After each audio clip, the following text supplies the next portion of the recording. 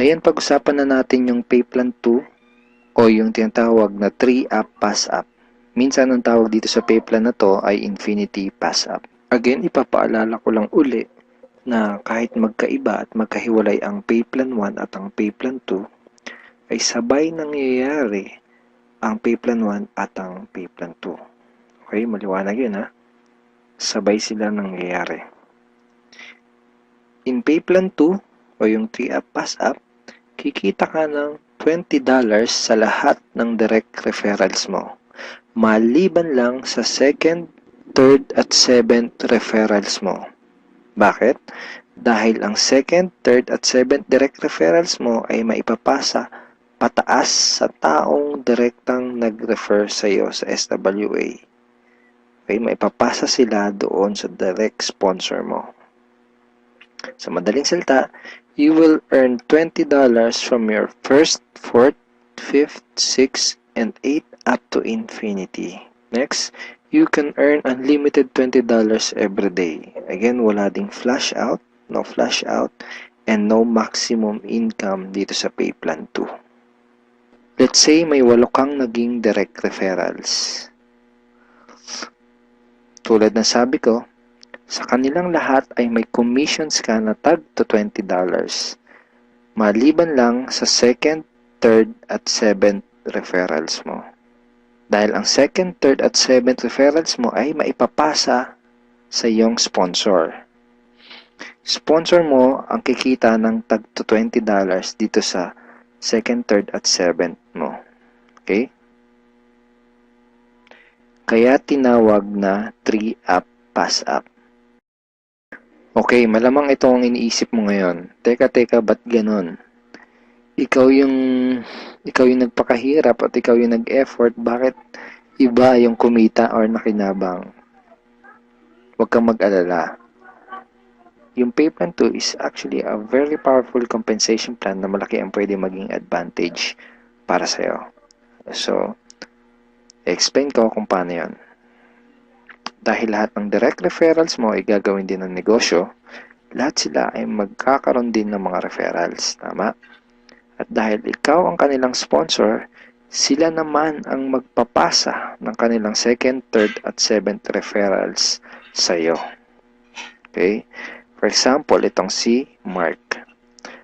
Kanyang second, third, at seventh referrals ay maipapasa niya sa iyo. Ikaw ang kikita ng tagto $20 sa second, third, at seventh referrals ni Mark. Okay? Ganon din kay Toby. Yung second, third, at seventh referrals ni Toby ay maipapasa rin sa iyo. Ikaw din ang kikita ng tagto $20 sa second, third, at seventh referrals ni Toby. So, ganon din ang mangyayari kay Fred, kay Diane, etc. Kikita ka ng tagto $20 sa mga second, third, at seventh referrals ng mga direct referrals mo. Pati itong mga na-pass up sa'yo, kung mapapansin mo parang naging considered as direct referrals mo na rin sila dito sa pay plan 2. So, pati ang mga yan ay magpapasa ng kanilang second, third, at seventh referrals nila sa'yo. Darating yung time na araw-araw ka nang tatanggap ng mga tag to $20 sa email mo. Dun sa mga $20 na commissions mo, ganito yung email na matatanggap mo from SWA. Okay, see the $20. Just imagine kung gaano kaganda ang gising mo kung sa tuwing umaga at pagbangon mo sa kama at pag-check mo sa computer mo para i-check ang email mo ay hindi mga Facebook notifications ang matatanggap mo, kundi puros $20 in commissions tulad ng mga to. Okay? Sarap ng gising, di ba? So, okay, yan yung mga yan. Parang ganyan yung matatanggap mo. Now, let's try to compute the potential income for this pay plan. Sigurado na may excite ka dito sa mga susunod na ipapakita ko sa'yo. Assuming na mayroon ka lang 3 direct referrals who will pass up their second, third, and seventh referrals to you. Okay? So, 3 na magpapasa ng kanilang second, third, and seventh. So, 3 times 3, that's a total of 9 times $20 yung SWA pay plan 2 commission times $20, that's a total of $180. So, in peso, that's 8,100 pesos. Now, yung 9 na yun ay considered as your direct referrals na rin sa pay plan 2 lang. Okay? Ibig sabihin, yung 9 na yun ay magpapasa ulit ng kanilang second, third, at seventh sa'yo. So, 9 times 3 equals 27 times $20 commission, that's a total of $540 or 22,680 pesos. Then, yung 27 na naipass up lang sa'yo ay again considered na rin as your direct referral sa pay plan 2, ay again magpapasa ng kanilang second, third, and seventh sa'yo. So, times 3 again equals 81 times $20, that's a total of $1,620. In peso, that's 68,040 pesos. And then again, yung 81 na yun, magpapasa up ulit ng kanilang second, third, and seventh. So, times 3, that's a total of 243 downlines times $20, and that's a total of $4,860. 204,120 pesos.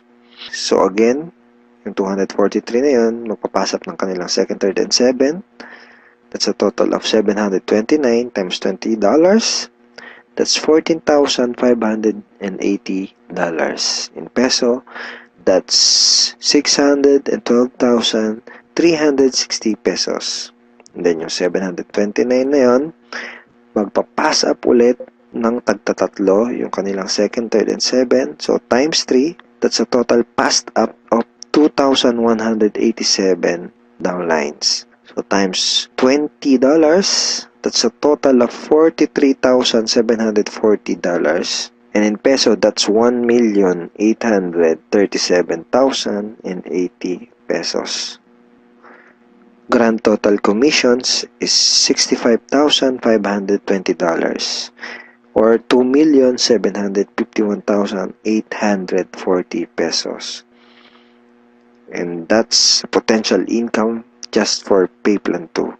And hindi pa dito nagtatapos yung pwede mong kitain, pero pwedeng mas malaki pa ang iyong kitain kung ituloy-tuloy mo gawin yung iyong SWA business. So I hope na-excite ka dito sa pwede mong kitain dito sa opportunity na to. Okay, so FAQs muna tayo. Yung second, third, at seventh referrals ko ba na naipassed up ay mawawala sa matrix ko? And the answer is no. Passing up only happens in pay plan 2 and not in pay plan 1. So, yung mga referrals na naipapass up sa pay plan 2 lang yung nangyayari at hindi sa pay plan 1. All your direct referrals will stay in your matrix and they will always follow you. Ibig sabihin, yung mga direct referrals mo, intact yun doon sa matrix mo at lagi lang silang magpa-follow sa'yo sa pay plan 1. Okay, next question. Pwede bang kumita sa pay plan 2 kahit wala akong ma-refer or sales? The answer is no. You only make commissions in pay plan 2 when you refer someone.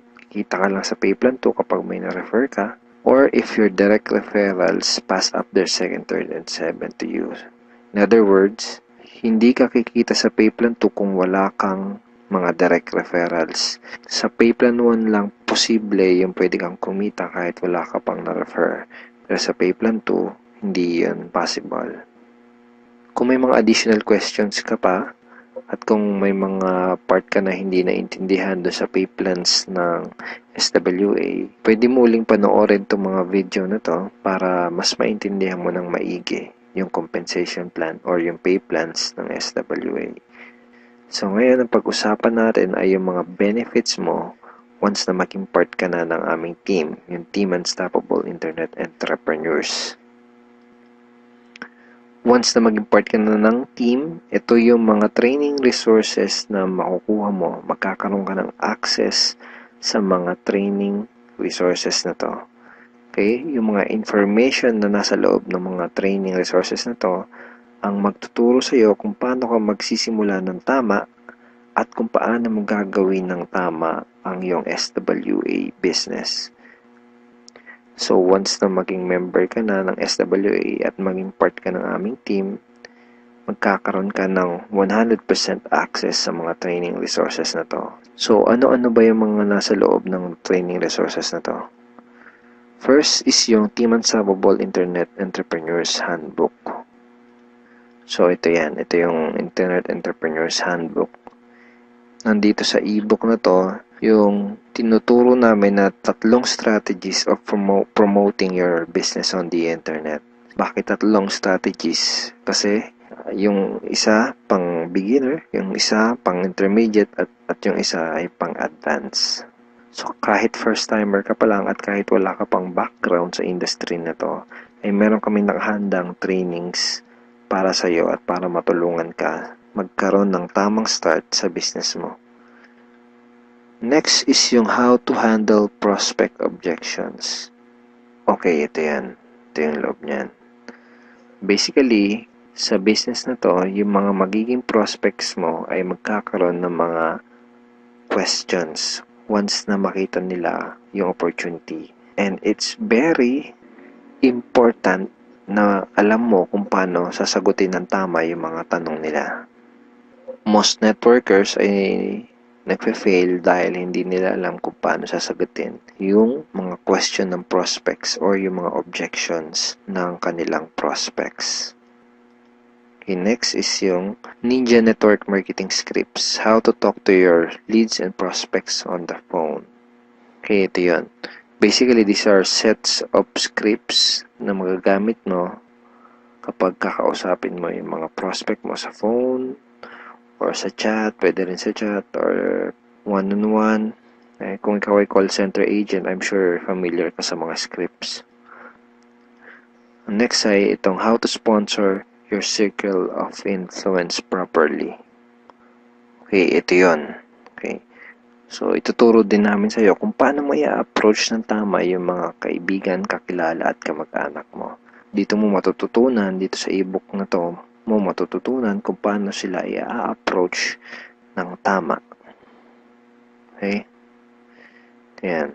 May mga sample email din yan na pwede mong isend sa mga kakilala at kaibigan mo.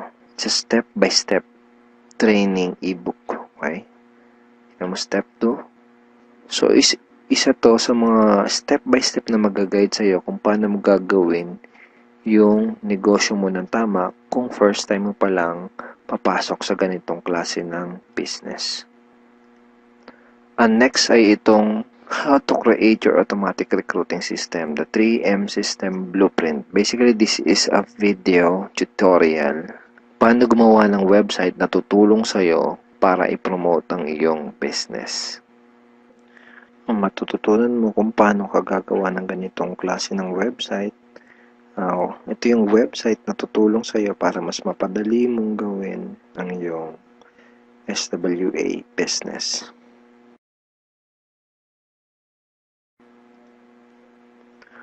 Okay, thank you for watching these videos, and we are looking forward in guiding you and helping you achieve good results and achieve your goals in this online business opportunity. Have a great day and God bless.